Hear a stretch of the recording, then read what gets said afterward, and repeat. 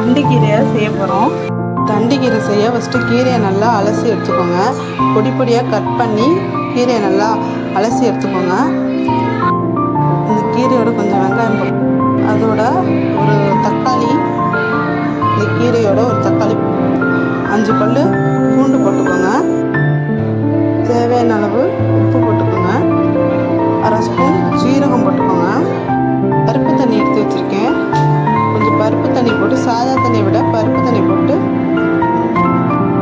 வேக வைங்க. கொஞ்சம் தாளிச்சிடலாம். எண்ணெய் ஊற்றி போட்டு பட்டை மிளகாய் 4 போட்டுக்கோங்க.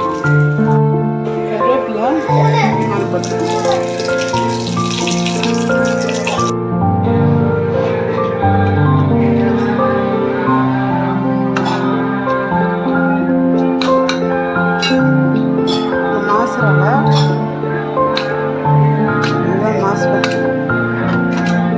நல்லா மசிச்சு விட்டுருங்க. கீரை நல்லா கடைஞ்ச மாதிரி